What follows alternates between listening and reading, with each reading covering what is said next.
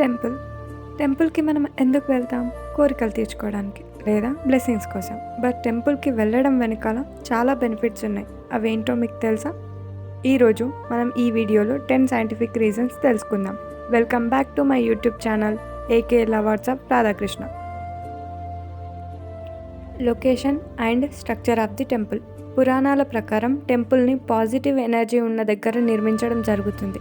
Magnetic and electric waves distributions నుండి energy లభించే ప్రదేశంలో టెంపుల్ని నిర్మిస్తారు.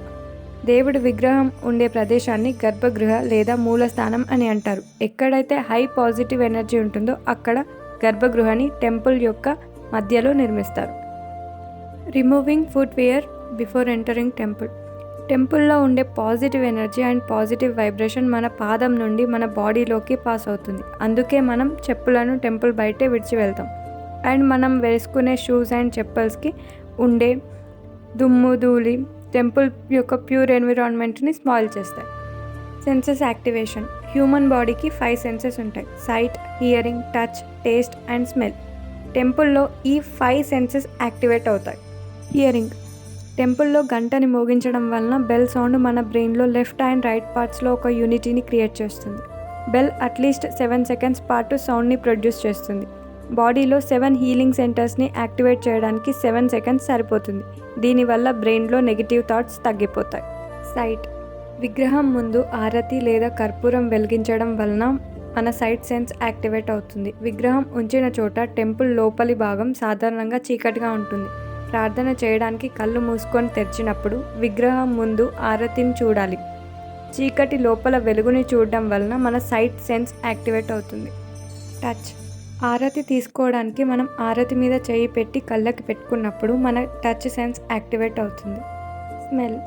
టెంపుల్లో దేవుడికి పువ్వులు సమర్పిస్తాం. వాటి నుండి మంచి సువాసన వెదజల్లుతూ ఉంటుంది. దానివల్ల మన స్మెల్ సెన్స్ యాక్టివేట్ అవుతుంది. స్మెల్ వలన మైండ్కి కామ్నెస్ లభిస్తుంది. టేస్ట్. డ్రింకింగ్ తీర్థం.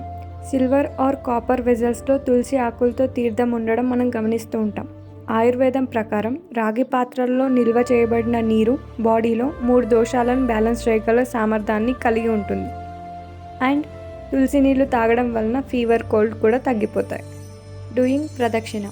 గర్భగృహ చుట్టూ ప్రదక్షిణ చేస్తాం. ప్రదక్షిణ అంటే సంస్కృతంలో రైట్ సైడ్ అనే అర్థం. గంటని మోగించినప్పుడు వచ్చే వైబ్రేషన్ మరియు ఆరతి యొక్క వేడి ఎనర్జీ గర్భగుడి పాజిటివ్ ఎనర్జీని సర్టెన్ పీరియడ్ ఆఫ్ టైం వరకు అబ్జర్వ్ చేసుకుంటుంది. ఆ టైంలో మనం ప్రదక్షిణ చేయడం వలన ఆల్ పాజిటివ్ వైబ్రేషన్స్ ఒక్కసారిగా 5 సెన్సెస్ని యాక్టివేట్ చేస్తాయి. అప్లయింగ్ కుంకుమ. కుంకుమ పెట్టుకున్నప్పుడు మన ఐబ్రోస్ మధ్యలో ఉండే ఆజ్ఞాచక్ర ఆటోమేటిక్గా ప్రెస్ అవుతుంది. దానివలన ఫేస్ యొక్క మజిల్స్కి బ్లడ్ సప్లై అవుతుంది. కుంకుమ పెట్టుకోవడం వల్ల మన ఎనర్జీ కూడా రీటైన్ చేస్తుంది, కాన్సన్ట్రేషన్ని కూడా పెంచుతుంది. రాధే రాధే. వీడియో నచ్చితే లైక్ చేయండి, షేర్ చేయండి, కమెంట్ చేయండి.